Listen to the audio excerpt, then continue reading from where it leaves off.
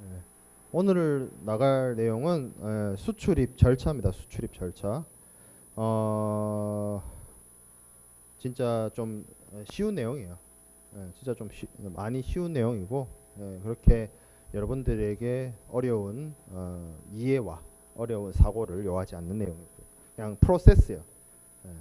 어떤 의미에서 무역실무란 과목 자체가 그냥 통째로 업무 프로세스죠. 일종의 업무 프로세스라서 첫 번째 이제 수출 절차입니다. 수출 절차인데 수출 절차에 있어서 가장 수출자 입장이죠. 수출자 우리가 이제 수출자가 되어서 수출을 한다라는 걸 가정을 해보고 생각을 해보면 가장 우선적으로 해야 할 일이 해외 시장 조사입니다. 해외 시장 조사. 물론 기존부터 거래해오던 거래처가 있거나 뭐 루트가 있거나 하면 굳이 따로 시장 조사를 새롭게 할 이유는 없어요. 근데 이제 새로운 시장에 진출을 하거나 새롭게 거래를 트거나 하는 경우에는 당연히 해외 시장 조사를 선행적으로 해야 할 것이고요. 그리고 이제 해외 시장 조사를 한다는 거에는 내가 수출하고자 하는 물건을 구매해 줄 수 있는 바이어를 물색하는 일이 가장 클 겁니다. 그래서 그 사람하고 이제 거래를 제의를 하겠죠. 그 다음 이제 거래 제의를 합니다. 보통 여기는 이제 서큘러 레더 권유장, 거래 제의 권유장 이렇게 되어 있는데 뭐 거래 한번 해보자라는 식의 요즘에는 이제 메일로 보내죠. 요즘에는 우편으로 보내는 사람이 어디 있어요? 그죠? 전화도 잘 안 하죠 요새. 국제 전화 잘 안 합니다. 그냥 메일로 보내죠. 메일로. 옛날에는 긴박하면 전화, 천천히 보내도 되면 우편 이랬어요. 근데 요새는 뭐 실시간으로 뭐 메일로 다 보내고 받고 다 할 수 있으니까 그런 점이 좋아졌죠. 그래서 거래 제의를 하는데 이 거래 제의란 게 뭐 당장 계약 체결을 하겠다라고 하는 의사 표시라기보다는 한번 너랑 나랑 이제 한번 비즈니스 한번 해보자 정도의, 쉽게 얘기하면 여러분들 이해하기 좋게 얘기하면 뭐 MOU 같은 거 정도라고 생각해도 뭐 크게 차이는 없어요. MOU가 뭐예요? 일종의 양해각서잖아요. 양해각서. 한번 잘 해봅시다. 뭐 이 정도 차원이지. 우리가 뭐 MOU를 체결했다고 해서 법적 구속력을 가지고 있는 것도 아니고 MOU가 그렇거든요, 사실. 그런 정도의 이제 수준이다라고 생각하면 될 거고, 요 단계에서 또 반드시 해야 될 게 무엇이냐면 내가 이제 수출을 하고자 하는 바이어가 나로부터 물건을 받아서 나한테 대금을 안 주고 떼먹으면 여러 가지 곤란한 일이 발생하죠. 이제 신용 위험이 발생하게 되는데 그러한 경우를 대비하기 위해서라도 반드시 또 해야 되는 게 신용 조사를 해야 됩니다. 신용 조사. 뭐 이 사람의 재정 상태라든지 재무 회계 상태라든지 뭐 아니면 업계 평판이라든지 아니면 뭐 신용도라든지 이런 레퍼런스가 충분히 있어야 돼요. 그거 없이 그냥 무슨 뭐 맨땅에 헤딩하듯이 아무런 뭐 사전 정보도 없이 거래를 한다는 것 자체가 굉장히 실패할 확률을 높이는 것이고 위험합니다. 그래서 이제 신용조사까지 다 했어요. 신용조사도 신용조사 전문기관이 따로 있고요. 코트라 같은 국제기관을 이용할 수도 있고요. 어떻게든 은행을 통해서 하는 경우도 많고요. 레퍼런스를 해야 된다. 자, 그 다음에 이제 해야 될 게 이제 본격적인 거래 제의입니다. 이제 청약이죠. 청약. 청약은 다른 말로 영어로 오퍼라고 하는데 이거는 앞에 있었던 거래 제의, 서큘러 레더하고는 좀 격이 다릅니다.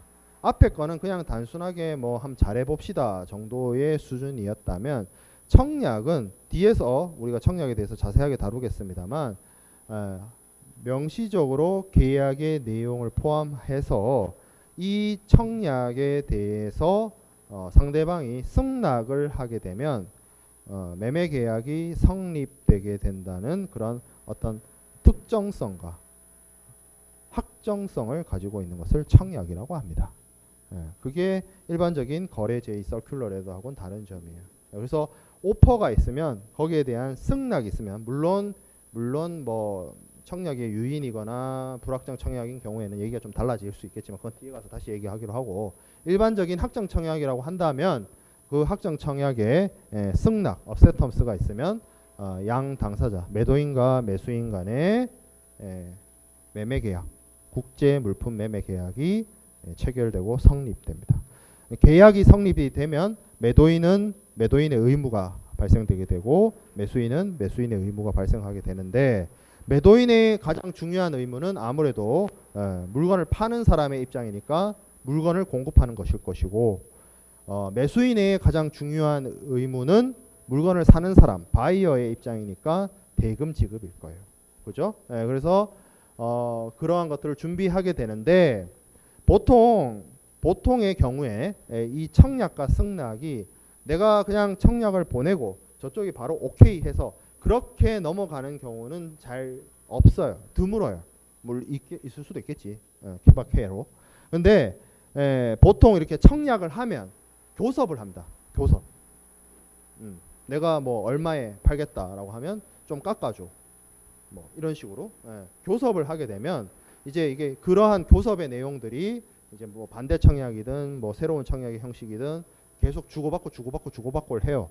그러면 나중에 이제 계약이 최종적으로 확정되면 이 확정된 계약의 내용을 명확하게 해두는 것이 필요합니다. 이걸 명확하게 안 해두면 나중에 계약 이행 단계에서 양 당사자 간에 분쟁이 발생할 수가 있어요. 그래서 그러한 분쟁을 예방하기 위해서라도 양 당사자가 매매 계약을 체결할 때 양 당사자의 무역 계약 조건을 명확하게 명시하는 일반 거래 조건 협정서가 작성 그러니까 계약서를 명확하게 작성하는 것이 매우 중요합니다. 꼭 일반 거래 조건 협정서라는 이름이 아니어도 돼요. 그냥 매매 계약서라도 양 당사자의 교섭 내용을 최종적으로 반영한 나중에 그런 것들을 계약서로 명시적 서류로서 작성하는 것이 바람직합니다. 나중에 분쟁을 대비하기 위해서라도. 자, 그렇게 해서 계약이 체결이 되면 이제 수출자 입장에서는 물품을 준비를 해야 될 텐데 앞서 잠깐 얘기한 것처럼 이 수출자 입장에서는 이제 불안감이 한 가지가 있습니다. 내가 물건을 보냈을 때 저 사람이 과연 나한테 돈을 줄 것이냐의 문제가 있어서.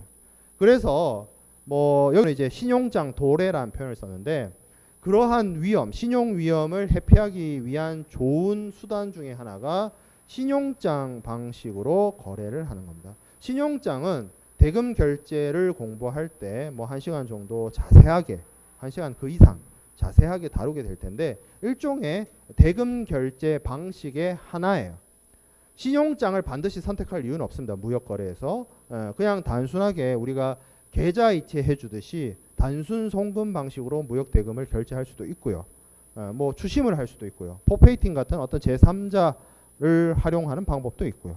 방법은 많습니다. 하지만 이제 신용장이 전통적으로 좀 오랫동안 사용되어 왔고 좀 대표적인 어떤 특징을 가지고 있는 무역에서의 대금 결제 방식이기 때문에 신용장 방식으로 대금 결제를 한다고 쳤을 때 오는 것이 이제 신용장 도래를 한다 이렇게 표현을 할 수도 있고 신용장이 통지된다 이렇게 표현을 할 수도 있는데 뒤에서 신용장을 자세하게 다루겠습니다만 지금 이 부분에서 우리가 신용장을 잘 간략하게만 이야기를 하면 신용장은 뭐라고 얘기하면 되냐면 수입상의 거래은행인 신용장 개설은행 은행이에요. 은행. 이 신용장 방식이라는 게 결국엔 은행 끼고 하는 거예요. 신용장의 개설은행이 이 신용장상의 수익자인 수출상이 어떠한 일정한 조건을 충족시키면 이 신용장 개설은행이 그 수출상에게 대금 지급을 하겠다라고 하는 약속입니다. 그게 신용장이에요. 레터 오브 크레딧이에요. 그러면 수입상의 거래은행이 보통 신용장의 개설은행이 된다고 했습니다. 그러면 수출상 입장에서 수입상이 돈을 떼먹을까봐 걱정이 됐었는데 그 수입상의 거래은행인 은행이 나서서 나한테 돈 주겠다고 약속을 해요. 그러면 뭔가 수입상은 못 믿어도 은행은 믿을 수 있죠. 예, 그래서 그 은행을 믿고 물건을 준비하면 되겠습니다. 그 이야기가 이제 신용장 도래했다. 아니면 이제 신용장이 통지됐다. 신용장 개설이 됐다고 통지했다. 이렇게 얘기를 하는 거죠. 예, 그래서 은행을 믿고 수출상 입장에서는 무역 상품을 준비를 하는데 그냥 준비해서는 절대 안 되고요. 여러 가지를 좀 확인하고 넘어가야 될 것이 있습니다. 뭐 수출 승인, 수출 요건 확인 뭐 이런 것들이 있는데 대외무역법에는 우리나라 대외무역법에는 수출입 공고라는 걸 합니다. 그 대외무역법의 수출입 공고가 뭐냐면 예전에는 90년대 이전에는 수출이나 수입이 허가제였어요. 허가제. 허가가 뭐예요? 허락이죠. 허락. 허락을 받아야 수출할 수 있고 수입할 수 있었어요. 지금은 자유무역을 하는 경우이기 때문에 신고제입니다. 허가와 신고의 차이가 무엇이냐고 나한테 물으면 허가는 해줘도 되고 안 해줘도 돼요. 허락을. 근데 신고는 요건만 충족하면 신고를 받아줍니다. 신고를 받는다는 걸 이제 신고 수리한다라고 하는데 정부 입장에서 행정청 입장에서 행정기관의 입장에서 신고가 되면 그 신고를 받아주는 것을 수리한다라는 표현을 쓰는데 허가와 신고는 그렇게 차이가 있습니다. 즉 예전과는 다르게 지금 현재로는 자유무역을 하기 때문에 여러분들이 수출 수입하는 데 있어서 어떤 허가를 받아야 되는 것은 없고 그냥 신고하면 돼요. 그 신고라는 게 여러분들이 뭐 살면서 정부의 어떤 아니면 관공서에 가서 신고를 해본 경험이 있어요 혹시? 전입신고 이런 거 해본 적 있어요? 출생신고 해본 적 있어요? 부모님 했겠죠. 여러분들 출생신고는. 그렇죠? 누가 출생신고를 했는데 얘는 사람이 아닙니다 하면서 정부가 안 받아줘요? 그런 건 없어요. 여러분들이 서울시 동작구 흑석동에 전입신고하는데 당신은 흑석동에 살 조건이 안 됩니다 하면서 안 받아줘요? 그런 거 없습니다. 신고는 그런 거예요. 하면 받아줘요. 그 서류가 뭐 준비가 잘못됐거나 그런 경우에는 보완해서 오세요 하겠지만 그렇죠? 그거예요. 그런 차이예요. 그러면 자유롭게 무역을 할 수 있는 건데 자유롭게 수출할 수도 있고 자유롭게 수입을 해올 수도 있는데 세상 모든 물건을 수출할 수 있고 세상 모든 물건을 수입해올 수 있냐? 그건 또 아닙니다. 무슨 얘기냐면 이게 포지티브에서 네거티브로 바뀌었다는 얘기인데 무슨 얘기냐면 모든 물품이 자유로운 것이 아니라 기본적으로는 모든 물품을 수출입할 수 있으나 다만 수출을 금지하는 품목, 수입을 금지하는 품목, 그리고 수출하거나 수입할 때 어떤 정부기관이나 어떤 민간협회의 확인을 받아야 되는 품목, 아니면 수출하거나 수입할 때 어떤 요건을 충족시켜야 수출하거나 수입할 수 있는 품목이 있습니다. 그래서 여기 지금 수출입 공고, 뭐 밑에는 통합 공고, 통합 공고에서 이제 뭐 요건, 수출입 요건 이런 거 나오는데 뭐 여러분들은 뭐 수출입 공고나 통합 공고를 구분해서 이야기할 필요는 없고 저게 공고예요. 대무역법상으로 해서 정부가 이제 공고를 하는 건데 일종의 리스트라고 생각하면 돼요. 그 리스트에는 이거는 절대 수출하면 안 돼. 이거는 절대 수입하면 안 돼. 이것들은 확인을 받아. 이거는 어떠한 이 물품을 네가 수입을 해오려면 어떤 요건을 갖추어야 돼. 그런 것들이 쭉 적혀 있어요. HS 품목별로 쭉 적혀 있습니다. 그러면 내가 수출을 하고자 하는 사람이라면 그 내가 수출을 하고자 하는 그 물품이 수출입 공고상에 뭔가 제약이 걸려 있거나 제한이 걸려 있는 품목인지 아닌지를 확인할 필요가 있는 거예요. 우리나라에서 절대적으로 수출을 금지하는 품목이 있고 수입을 금지하는 품목이 있습니다. 수출, 수입 금지 품목이 어떤 것들이 있을까요? 그렇죠. 마약. 수출, 수입 안 됩니다. 또 뭐 있을까요? 총포류 안 됩니다. 도검류도 안 돼요. 또 뭐 있을까요? 위조 지폐. 위조 지폐 수출입 수입 안 됩니다. 또 뭐 있을까? 그거는 이제 완전 금지는 아니야. 그러니까 이제 식품이나 농수산물은 요건이 있어. 요건을 충족하면, 그러니까 조건부 제약이 걸려 있는 거지 완전 금지 품목은 아니야. 그러니까 여기서 지금 내가 쭉 얘기하는 건 완전 금지야. 일말의 예외도 없어. 이건 무조건 안 돼. 또 뭐가 있냐면, 오늘 뭐 굉장히 남북한에 좋은 일이 있지만 왜 이런 경우 있죠. 대한민국 헌정 질서를 문란케 할 수 있는 품목. 대한민국을 부정한다거나, 김일성을 찬양한다거나, 그런 거 있죠. 헌정 질서, 그러니까 이게 되게 애매한 표현이긴 해요. 이적물, 그것도 수출 수입을 금지하게 되어 있습니다. 법에는 그렇게 되어 있어요. 이제 그런 것들이에요. 그게 금지예요. 완전 금지야. 이렇게 얘기하면 반박할 수도 있습니다. 국방부가 총 사오지 않습니까? 무기 사오지 않습니까? 그건 국방부, 엄밀하게는 방위사업청인데, 그건 방위사업청이니까 그건 가능한 거. 정부가 오른손 하는 거를 왼손을 시켜서 금지시킨다. 이게 말이 안 맞잖아요, 지금. 민간인 자격으로 내가 현실에서 배틀그라운드를 하겠다 해가지고 미국 가서 총기 사오는 거 그냥 무조건 금지라고. 생물은 허락 받으면 돼요. 확인 받아서, 검사 받아서 수입해 올 수 있어요. 까다로워서 그렇지. 까다로워서. 얘기 잘했는데 이 앞에서 얘기한 거는 금지 품목이고, 이제 요건 하기 품목이 있어요. 요건 하기. 이 요건이란 게 보통 이제 수입할 때 많이 문제가 되는데, 수입할 때 반드시 어떠한 기준이나 요건을 충족시켜야만 수입할 수 있는 품목이 있습니다. 대표적인 게 뭐냐면 아까 얘기한 생물, 그리고 또 뭐가 있냐면 화장품 같은 하학 제품 있죠. 하학 제품. 발음이 안 돼요.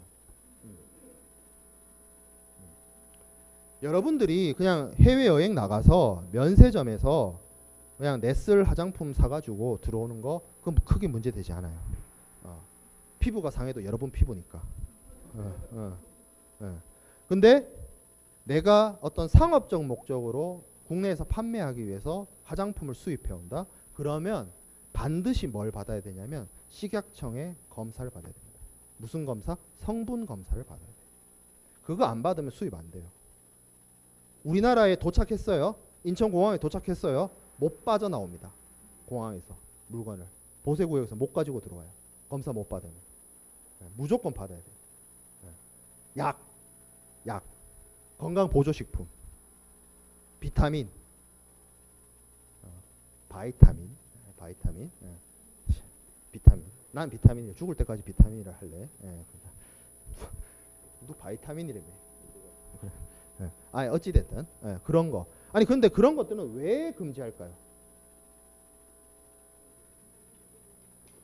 뭐 부작용도 있어요. 사이드 이펙트도 있고 뭐 다 있을 수 있는데, 이런 경우가 있을 수 있잖아. 왜?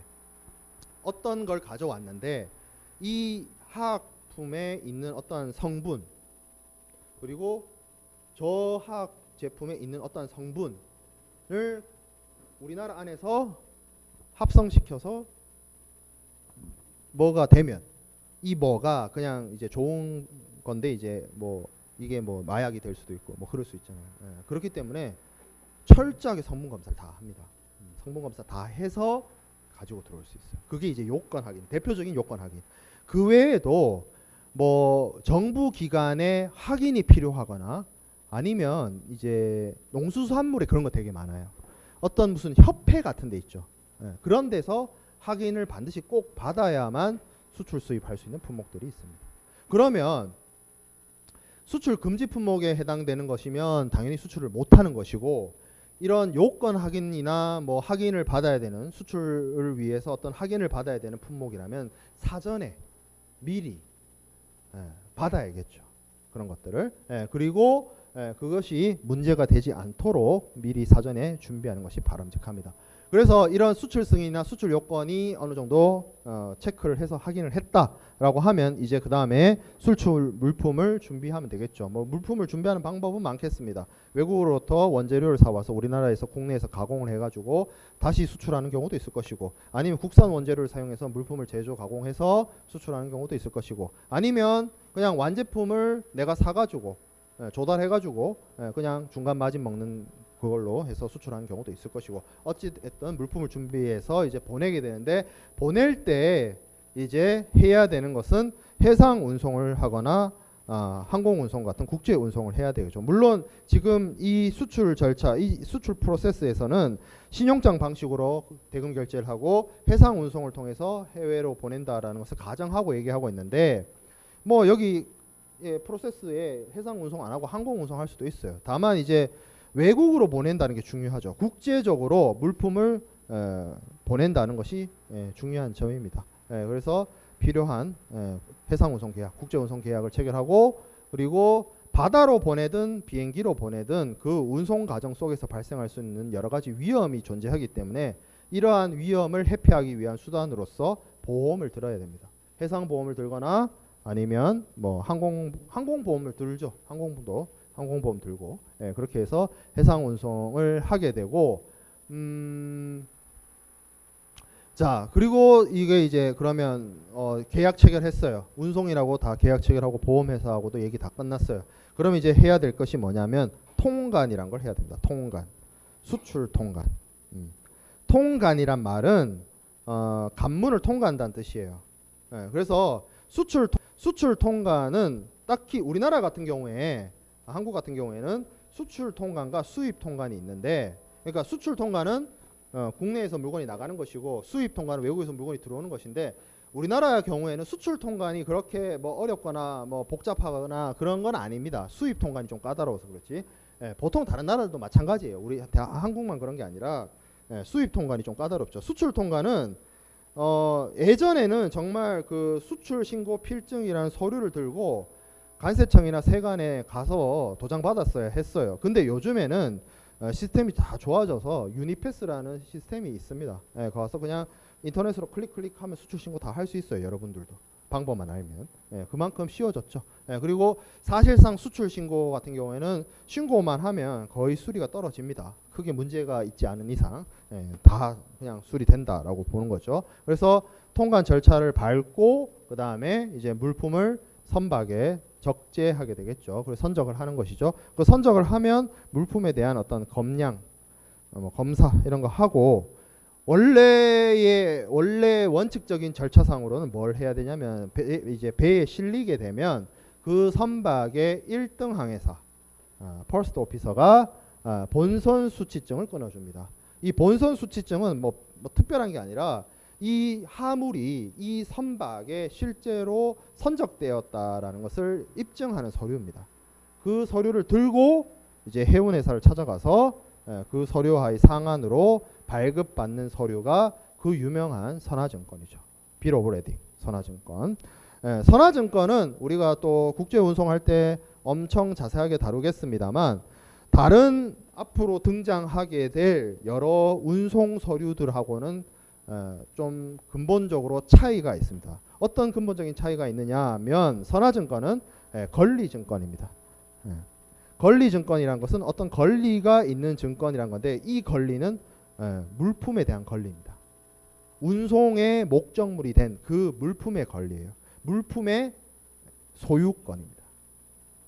다시 얘기하면 선화증권이 권리증권이고 그 권리라는 것은 물품에 대한 소유권이기 때문에 선화증권의 정당한 소유자, 선화증권의 정당한 소지자는 물품의 소유권을 가지고 있는 사람이 되고 물품의 소유권을 가지고 있다는 것이 운송 중에 있는 저 물건에 대한 처분권을 행사할 수 있다는 뜻이며 그리고 그 물품에 대한 처분권을 가지고 있다는 말은 곧 저 물건이 운송을 마치고 최종 목적지에 도착을 했을 때 운송인으로부터 물건을 찾아갈 수 있는 하물의 수령증, 수치증 역할을 할 수 있는 서류란 뜻입니다. 반드시 해상 운송에서 선화증권이 발행되면 그 선화증권 원본이 있어야만 목적지에서 운송인으로부터 하물을 받을 수 있게 됩니다. 그래서 선화증권을 입수하게 되는 거겠죠. 물론 여기는 지금 뭐 본선 수치증이 어쩌고 저쩌고 이렇게 쭉 나오는데 요새는 BL도 인터넷으로 뽑아요. 시대가 달라져서. 자, 그 다음에 수출 대금 회수 해서 내고 이렇게 되어 있습니다. 이제 수출상 입장에서는 물품을 보냈어요. 선적을 했습니다. 해상 운송을 하기로 해가지고 통관 절차도 다 밟았고 물품도 이제 다 보내기로 했습니다. 그런데 이제 물품을 보내고 나면 이제 해야 할 일이 돈을 받아야겠죠. 돈을 받아야겠죠.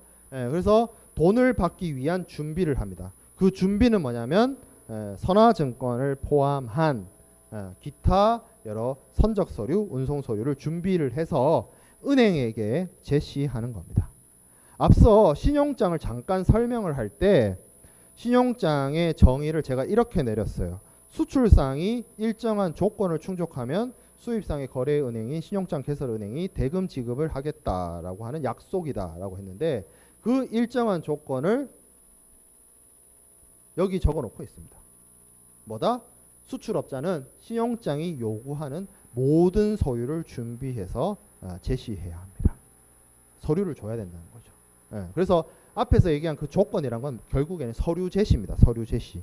어떠한 서류를 넘겨줘야 되느냐? 여기 쭉 나와 있죠. 상업송장, 선화증권, 보험증권, 포장명세서, 원산지증명서 뭐 이런 서류들이죠.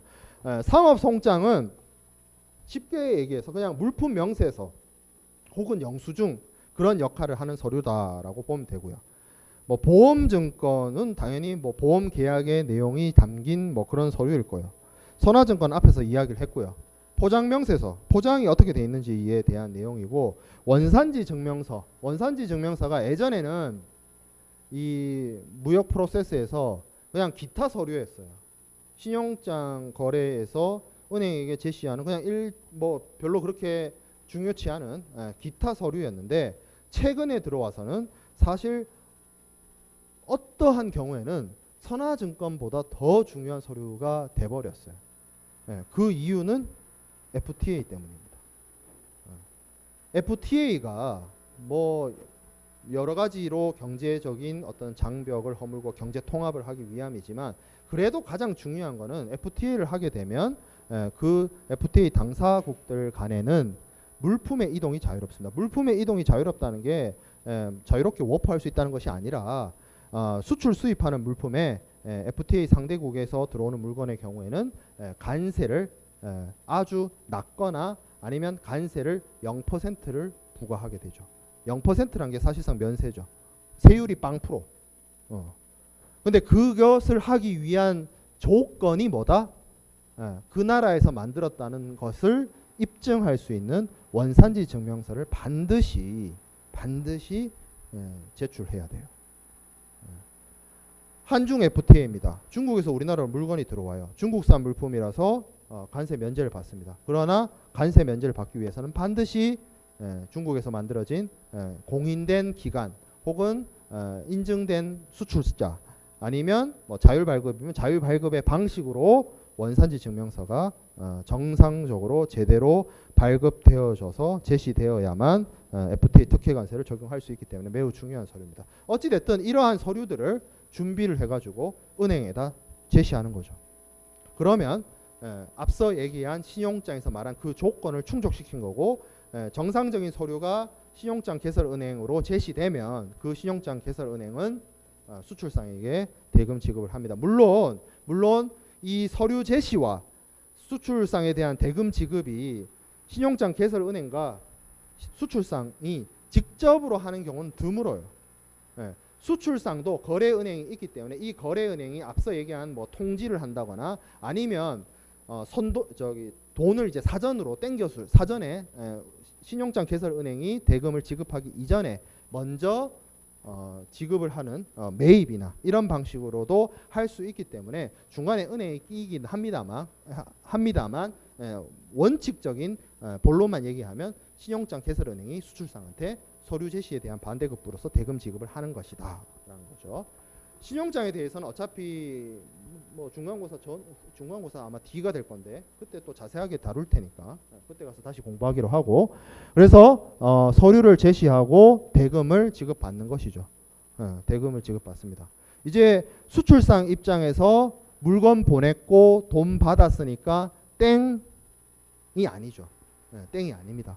뭐가 있냐면 앞서 물건을 준비하는 게 한 3가지 있다 그랬어요. 그 중에서 우리나라의 경우에 우리나라에는 한급 특례법이 있어서 외국에서 원자재를 가지고 와서 그 원자재를 바탕으로 물품을 제조 가공을 해서 수출을 하게 되면 그 수입되는 원자재를 가지고 올 때 납부한 관세를 환급받을 수 있습니다. 일종의 수출 진흥 제도인데 페이백이에요. 냈던 세금을 돌려받습니다. 그 돌려받는 이유는 뭐냐면 이 관세라는 게 결국에는 외국에서 물건이 들어와서 수입 물품이 들어와서 국내에서 사용 소비되는 것을 전제해서 관세를 부과하는데 외국에서 원재료를 가져와서 이걸 우리나라에서 안 쓰고 어떤 물건을 만들어서 그거를 다시 외국으로 내보낸다 라고 하면 그 원자재가 결국에는 우리나라 안에서 사용 소비가 된 것이 아니기 때문에 들어올 때 냈던 세금을 돌려받습니다. 물론 뭐 이게 일부는 내수용으로 빠지면요, 그 내수용으로 빠지는 건 못 받죠. 지금 뭐 한특법 얘기하는 건 아니니까 넘어갑시다. 뭐 그죠? 그 되게 규정이 복잡하고 어려워서. 자, 그리고 사후 관리가 있습니다. 사후 관리는 뭐냐면 앞서 수출 확인이나 요건을 충족시켰을 때 뭐 어떤 승인을 받았어요. 내가 이 물건을 수출하겠습니다 해가지고 승인을 받았어요. 근데 그렇게 승인을 받아놓고 수출은 안 해. 그러면 곤란하죠. 그래서 이렇게 뭔가 승인이 떨어지거나 이런 경우에는 그 기간에서 실제로 수출이 이루어졌는지를 사후에 관리합니다. 확인한다는 얘기예요. 확인. 그렇기 때문에 그런 것들도 유념해야 된다라는 거죠. 자, 그래서 수출 과정이 끝났고 수입 절차를 봅시다. 수입 절차의 계약 체결은 아까 수출 절차의 계약 체결하고 뭐 거의 뭐 대동소이한 거죠. 반대로 이제 이 사람이 수입자가 된다는 거니까. 그리고 수입을 하기 위해서는 기본적으로 이 사람도 마찬가지로 우리나라에 있는 수입자라고 친다면 당연히 정부의 대의무역법상의 수출입 공고라든지 뭐 통합 공고라든지 이런 것들을 확인해서 필요한 요건 같은 것들을 다 확인해야 될 겁니다. 사실 우리나라 같은 경우에는 수출을 하는 데 있어서의 뭐 어떤 확인이나 요건 이런 거 많지 않아요. 거의 주로 우리나라에 들어오는 물품에 대해서 어떤 요건 충족을 해야 된다든지 그런 규제가 많아요. 당연하겠죠. 우리나라에 뭐 들어오는 물건이니까. 자, 그리고 신용장을 개설을 합니다. 신용장은 주로 수입상이 자신이 이제 주로 거래하는 은행을 통해서 하는 경우가 대부분입니다. 그래서 이 사람이 수출상에게 어떤 대금 지급 확약을 하고 그걸 통해서 이제 무역 거래가 진행이 되는데 이게 은행 입장에서 바라보면 신용장이라는 게 결국에는 일종의 지급 보증이에요. 지급 보증. 보증 서는 거예요. 수입상이 그냥 대금을 치르면 되는데 그렇게 하기에는 수출상이 수입상 뭐 서로 간에 어떤 신용도나 이런 게 구축되지 않았단 말이에요. 그래서 은행이 내가 돈을 지급해 줄게 라고 약속을 하고 보증을 선다는 거죠. 그러면 그걸 믿고 이제 무역 거래가 진행이 되는 건데 그렇기 때문에 이 신용장을 개설해 주는 은행과 이 수입상이 당연히 거래 관계가 있어야 되고 어느 정도 신용도가 구축되어야 되고 뭐 담보가 충분히 제공되어야 할 것이고 그러한 문제가 있습니다. 그리고 그렇게 신용도가 구축되어 있고 담보가 제공된다 하더라도 은행은 뭘 받느냐면 수수료를 받을 겁니다. 수수료를. 신용장 개설 수수료가 있어요. 은행이 대금을 지급 확약하는 데에 따라 거기에 대한 뭔가 인센티브가 있어야 되기 때문에 당연히 수수료를 받습니다. 누구한테? 보통 수입상한테. 공짜로 지급 보증해준다? 은행이 내 거래 상대니까 그런 건 없어요. 세상에. 공짜는 없습니다. 세상에. 이 세상에 이유 없는 공짜는 없어요. 여러분들한테 아무런 조건 없이 아무런 이유 없이 아무런 어떤 반대급부 바라지 않고 여러분들한테 어떤 혜택을 주거나 이익을 주거나 어떤 금전적인 혜택을 주는 거는 이 세상에 부모님 빼고는 없어요. 싼 건 이유가 다 있어. 싼 이유가 있다니까.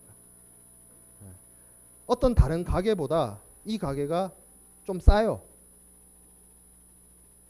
그러면 그건 이유가 있는 거예요. 그거에 다른 데보다 다른 가게보다 싸네? 거기에 현혹되면 안 돼요. 이유를 알아야 돼. 근데 그 이유가 예를 들어서 오늘 가게가 마지막 날이라 내일 당장 문을 닫아. 그래서 이제 앞으로 더 이상 AS를 받을 수가 없어. 그러면 사면 안 되죠. 그리고 어떤 음식인데 유통기한이 지난 원료를 써. 아니면 메뉴판에는 뭐 한국산, 국산 이렇게 해놓고 뭐 수입산 원재료를 써. 이유가 있다는 거예요. 이유가. 그거를 자꾸 속으면 이제 사기를 당하는 거고, 그걸 안 속으면 사기 안 당하고 사는 거예요. 왜 우리말에 우리 어른들 뭐 이렇게 우스갯소리 중에 공짜 좋아하지 마라, 대머리 된다 그러잖아요. 실제로 공짜를 좋아하면 대머리가 될까요? 과학적으로 생각을 해봤을 때 공짜 좋아하는 거와 그 탈모에 상관관계가 있냐고. 과학적으로 없어요. 그냥 그거예요. 그 공짜 좋아하는 거를 주의시키기 위한 말일 뿐이에요. 내가 봤을 때. 그렇잖아요. 은행이 수수료를 받는단 말이에요. 은행이 받는 수수료 뭐 적다 하면 적을 수 있고 많다 하면 많을 수 있는데, 여러분들 한번 생각해 보세요. 내가 700원 수수료 아끼려고 이 ATM기에서 돈 안 뽑고 몇백 미터 걸어가서 돈 뽑은 경험 한 번이라도 있을걸? 여러분들 살면서. 은행에 내는 수수료는 700원도 아깝단 말이야. 그렇잖아요.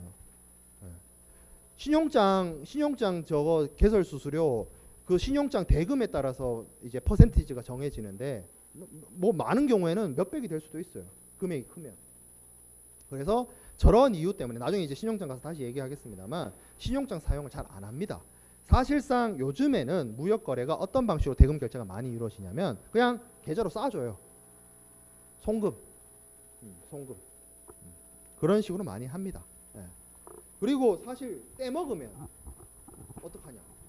소송 걸면 되지 뭐. 그죠?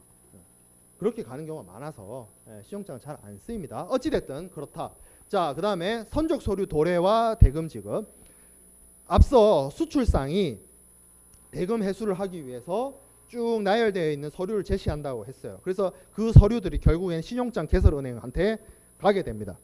근데 신용장 개설은행 입장에서 이 서류들이 자기가 계속 갖고 있어야 될 이유가 하나도 없습니다. 결국에는 이거를 수입상한테 줘야 돼요. 근데 이제 수입상한테 그냥 주면 안 되고 뭐 해야 돼요? 수입상이 은행에게 신용장 개설은행이 수출상한테 지급한 대금을 상환받고 서류를 내어줍니다. 그리고 그렇게 서류를 받아간 수입상은 서류를 들고 누굴 찾아가겠어요? 운송인을 찾아가겠죠.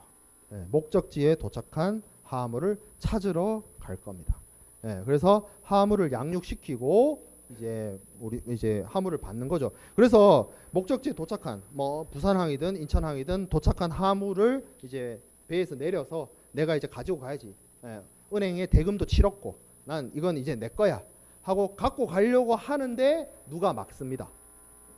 누가 막느냐? 세관이 막아요. 공무원들이 막습니다. 그냥 못 지나갑니다. 지나가려면 세금을 내야 돼요. 삥 뜯깁니다. 왜 그런 거 있죠? 통과세. 어디를 지나가기 위해서 내는 세금. 뭐 일종의 어떻게 보면 관세 자체가 시작이 통과세였기 때문에 뭐 그렇게 비유할 수 있는데, 반드시 뭘 해야 되냐면 물품을 국내로 가지고 오기 위해서는 수입 신고를 해야 됩니다. 수입 신고. 근데 이 수입 신고란 게 수출 신고랑은 조금 달라요. 복잡합니다. 왜 복잡하냐면 우리나라는 현행법인 관세법에 관세법 14조에 뭐라고 규정하고 있냐면 수입하는 물품에 대해서 관세를 부과한다라고 되어 있습니다. 그러니까 외국에서 물건을 가지고 왔으면 수입할 때, 수입 신고할 때 세금을 내야 됩니다. 관세만 내는 게 아니에요. 관세만 내는 것이 아니라 부가가치세, 뭐 주세, 뭐 특소세 뭐 이런 거 다 내야 돼요. 근데 그 이제 뭐 퉁쳐서 내국세 뭐 이렇게 부르기도 하는데, 이제 관세 및 내국세를 납부하여야만 수입 수입할 수가 있어요. 그러니까 수출 신고할 때는 그냥 요건만 되면 그냥 바로 수리가 떨어졌어요. 근데 수입할 때는 관세 납부가 되지 않으면 수리가 안 되는 경우도 있고요. 수리를 했다 하더라도 나중에 관세를 안 내면 세금을 안 낸 거라서 추징당합니다. 가산금도 붙어요. 막 가산금도 붙고 가산세도 붙고 그래요. 세금 안 내면. 그렇기 때문에 반드시 관세를 내고 관세나 이제 부가가치세와 같은 내국세를 납부를 해야만 수입을 해올 수가 있습니다. 그래서 수출할 때는 수출 신고 필증 그거 하나면 되는데 수입할 때는 뭘 같이 해야 되냐면 수입 신고와 함께 해야 되는 신고가 두 개가 더 있습니다. 수입 신고할 때 뭘 같이 하냐면 가격 신고란 걸 같이 합니다. 그 가격 신고란 게 뭐냐면 수입 물품의 가격이 얼마입니다를 신고하는 거예요. 왜 그러냐면 관세나 부가가치세가 물품의 가격에 비례해서 세율을 곱해서 이제 계산이 되는 것이기 때문에 내가 수입해오는 물품의 가격이 얼마입니다를 정부 관세청에 세관에 신고하도록 되어 있습니다. 그렇게 되면 이 물품의 가격이 얼마다라는 것을 정해지면 이 물품이 얼마니까 내가 내야 되는 세금이 계산이 가능해요. 왜냐하면 세율은 나와 있기 때문에. 그래서 내가 얼마의 세금을 내겠습니다라는 납세 신고도 같이 해야 됩니다. 그래서 수입할 때는 신고를 3개 해야 돼요. 수입 신고, 가격 신고, 납세 신고. 이걸 해야 이걸 하고 그리고 세금도 다 내야 통관이 됩니다.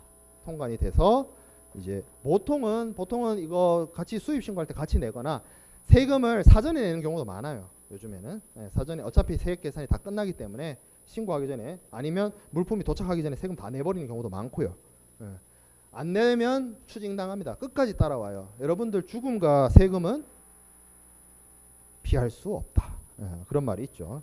그렇기 때문에 반드시 해야 되는 것이고 그래서 수입 신고 수리가 떨어졌어요. 세금 다 내고 그러면 그제서야 내 공장이나 내 창고나 내 작업장으로 물건을 가지고 올 수가 있고 그렇게 해야 이제 수입이 끝나는 겁니다. 자, 그 다음에 무역계약에 대해서 이어서 살펴보도록 합시다. 무역계약.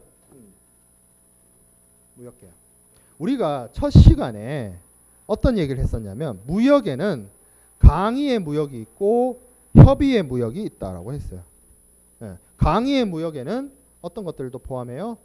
전자적 무채물이라든지 아니면 자본 아니면 용역 해외에 나가서 건설공사 해주고 공사대금 받는 거 이거 다 수출 실적으로 봐준다 그랬어요. 그게 강의의 무역입니다. 협의의 무역은 뭐예요? 물품이죠. 물품.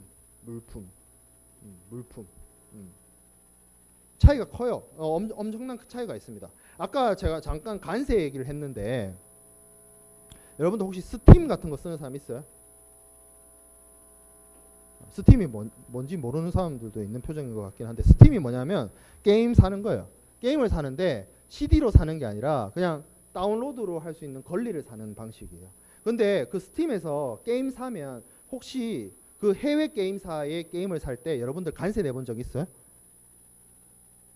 없을 겁니다. 근데 부가세는 붙어요. 왜 그러냐면 게임이 전자적 무채물이죠.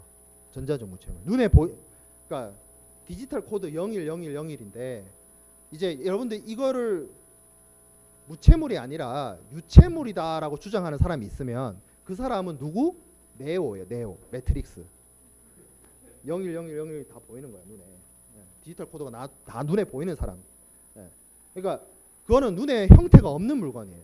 아까 처음에 얘기할 때 관세 얘기할 때 내가 뭐라 그랬어요? 14조 관세법 14조에 수입 물품에 관세를 부과한다 돼 있죠. 그래서 디지털 콘텐츠 물품이 아닙니다. 물품이 아니에요. 관세 안 붙어요. 그래서 무역에는 앞서 얘기한 것처럼 이러한 전자적 콘텐츠 같은 무형물이죠. 형태가 없는 무형물을 포함하는 강의의 무역이 있고 좁은 의미로서의 물품만을 포함하는 협의의 무역이 있다라는 거죠. 그리고 이 협의의 무역을 조금 유식한 말로 뭐라 부르냐면 여기 적혀 있는 국제 물품 매매 계약입니다. 사실 그리고 이 국제 물품 매매 계약이란 말이 모든 걸 설명하고 있어요. 저 말에 국제 간에 일어납니다. 국제 간에 일어나죠. 물품을 그러니까 용역도 아니고 자본도 아니고 전자적 무채물도 아니고 물품을 그리고 어떻게 한다? 매매하죠. 사고 팔죠. 판매 구매하죠. 그러한 것을 어떻게 한다고? 계약한다. 이렇게 얘기해 볼까요? 무역 계약이 국제 물품 매매 계약이다. 맞는 말 틀린 말? 틀린 말. 국제 물품 매매 계약이 무역 계약이다. 맞는 말. 이해가 안 되면 옆에 친구한테 물어봐요. 이해가 안 되는 친구들은. 그죠? 왜? 무역이 좀 더 큰 말이라고 했죠. 국제 물품 매매는 협의의 무역을 얘기하는. 그죠? 자, 그래서 물품이 중요한데 이 물품을 뭐 어떻게 정의 내리는지는 우리나라 민법, 대한민국 민법, 그리고 영국의 물품 매매법, 그리고 미국의 통일상법전 이런 데서 이제 조금 차이는 나지만 대동소이하고 비슷한 내용으로서 규정하고 있습니다. 우리나라 민법에서는 뭐라고 얘기하고 있냐면 물건은 유체물이 뭐야? 형태가 있는 물건가 전기. 저 말은 전기는 유체물이 아니란 얘기예요. 그렇잖아요. 자, 전기가 유체물이라고 생각하는 사람은 이 사람은 뭐예요? 이 사람도 뭐 저기 네오 같은 슈퍼히어로예요. 전기가 눈에 보이니까. 그죠? 전기는 눈에 안 보입니다. 여러분들이 보이는 건 전기 불이에요. 아니면 등이거나 스탠드거나. 전기는 눈에 안 보입니다. 근데 이제 우리나라에서는 전기를 물건으로 취급해요. 그건 뭐 그렇게 중요한 건 아니고 어쨌든. 자, 영국 물품매매법에서는 뭐라 그러냐? 물품을 무체동산, 눈에 보이지 않는 형태가 없는 동산과 금전을 제외한 유체동산이다. 지폐 있죠, 지폐. 눈에 보이죠, 유형물이죠. 하지만 물건은 아니다는 거죠. 물건은 지폐. 자, 그다음에 미국 통일상법전. 물품은 매매 계약에 충돌될 당시에 이동 가능한 모든 것을 좀 유식하게 부르면 동산입니다. 집이 왜 부동산이에요? 집이 이동을 안 하니까. 트레일러는요, 할 말은 없어요, 딱히. 걔는 좀 애매해. 그래요. 어쨌든. 자, 지급수단이 되는 금전, 투자증권, 무체동산을 제외한다. 그러니까 주식 있죠, 주식, 증권, 채권, 본드. 형태는 있잖아, 종이 쪼가리로. 그거는 물건이 아니다. 그렇죠? 대충 물품에 대한 정의가 이렇게 내려집니다. 자, 그러면 이 국제 물품 매매 계약, 우리가 이제 남은 학기 동안 사실 이제 거의 한 이 과목의 한 뭐 60-70%가 국제 물품 매매 계약에 대한 내용일 텐데, 이 국제 물품 매매 계약이 가지는 특수성들이 몇 가지가 있습니다. 그 특수성에는 사실 앞서 얘기한 것처럼 저 단어에 이미 다 있어요. 매매 계약이라는 거죠. 매매 계약. 물건을 사고 파는 거. 물건을 사고 파는 거 별로 그렇게 어려운 일이 아닙니다. 여러분들이 이 수업을 듣기 위해서 3시 수업을 듣기 위해서 학교에 올 때, 물론 아닌 사람도 있겠지만 거의 대부분 한 번 이상의 매매를 하고 왔어요. 증거들이 이렇게 보이잖아요. 그죠? 이거 매매한 거죠. 이걸 사면서 얼마 줬어요? 그렇죠. 1200원과 이 물건이 바뀐 거죠. 그게 매매죠. 그러니까 매매는 쉬워요. 굉장히 쉬운 거야. 수시로 일어나고. 얼마나 쉬우면, 왜 여러분들 그 애기들 나오는 프로그램 있죠. 슈퍼맨이 돌아왔다. 얘 보면 한 3살짜리한테 그 시키잖아. 가서 물건 사오라고. 3살짜리도 할 수 있는 거야, 매매는. 근데 이 매매에 앞에 뭐가 붙었어요? 국제죠, 국제. 물건을 사고 파는 사람이 내 눈앞에서 당장 편의점이나 빵집에서 나한테 물건을 파는 것이 아니라 떨어져 있다는 거죠. 나라가 다르다는 거죠. 격지자 간의 매매는 여러분들도 많이 합니다. 요새 많이 늘었죠. 예전보다. 뭐예요? 홈쇼핑이나 인터넷 쇼핑. 멀리 떨어진 사람들끼리, 눈에 안 보이는 사람들끼리 서로 얼굴 안 마주치고 거래하잖아요. 매매하잖아요. 그거는 많아요. 근데 이거는 뭐다? 국제예요. 국제. 예. 그러면 나라가 다르다는 말은 사용하는 언어가 다르고 사용되는 문화나 간섭이 다르고 법 제도가 다르고 그리고 화폐가 다르죠. 그게 특징이 난 거죠.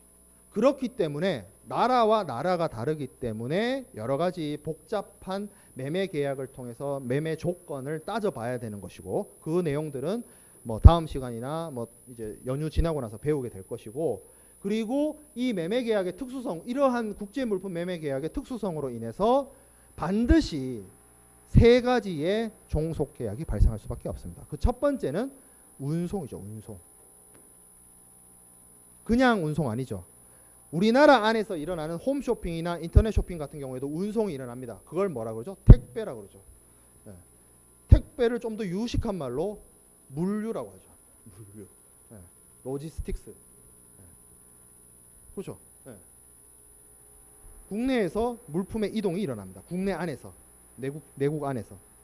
그 이제 효율적으로 어떻게 운영하느냐 뭐 그런 부분인 거고, 이거는 국제 운송이에요. 국제 운송. 네. 우리나라는 공교롭게 해외로 물건을 보낼 수 있는 방법이 두 가지밖에 없습니다. 배를 태우거나 비행기를 태우거나. 네. 국제 운송을 해야 돼요. 자, 그러면 배를 태우거나 비행기를 태우는데 이게 그냥 잘 가라 내 물건 하고 그렇게 끝나느냐? 아니죠. 바다란 곳은 되게 위험합니다. 태풍도 치고요, 허리케인도 올라오고요, 뭐 폭풍우도 치고요, 비도 억수같이 오고요, 풍랑도 있고 해적도 있어요. 위험하다고. 안녕 내 물건 해가지고 그냥 보낸다고 해서 해결이 될 문제가 아니란 거죠. 도착을 제대로 할 수 있을지 없을지 모른단 말이에요. 그래서 뭐가 필요하다? 보험을 들어야 됩니다. 보험. 해상보험, 항공보험, 선박보험, 컨테이너보험, 보험 들어야 돼요. 자, 그리고 또 뭐를 해야 되느냐? 아까 이거 말할 때 이거 살 때 1,200원 주면서 그냥 내 현찰을 주거나 내 체크카드를 주거나 내 신용카드를 줬어요. 그리고 그분은 내 눈앞에서 그걸 받았죠. 근데 이 두 사람, 여기 국제물품매매계약에서의 매도인과 매수인은 떨어져 있기 때문에 그런 방식으로 돈을 줄 수가 없습니다. 그래서 어떻게 해야 된다? 아까 처음에 얘기한 신용장과 같은 수단을 이용을 해야 대금 결제를 할 수 있다는 거죠. 신용장 거래 혹은 뭐 추심을 한다든지, 추심을 해도 뭐 한 거래 약정을 해야 되고, 아니면 포페이팅 같은 어떤 제3자를 이용하거나 그런 식의 대금 결제를 국제적으로 하기 위한 어떤 수단과 방법이 필요한 거죠.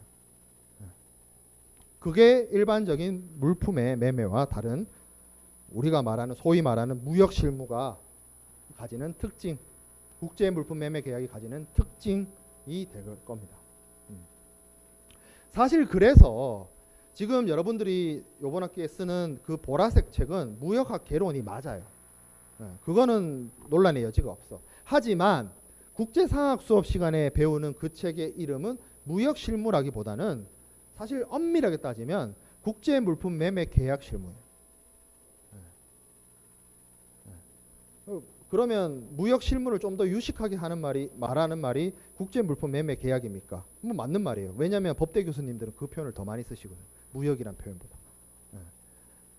그리고 지금 여기서 말한 운송 계약, 보험, 대금 결제 이러한 파트들이 사실상 매매 계약 성립과 정형 거래 조건이 학습하고 난 다음에 여러분들과 내가 같이 학습하게 될 내용입니다. 이번 학기 동안.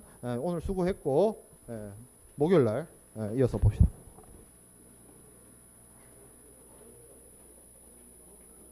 무역 계약이랑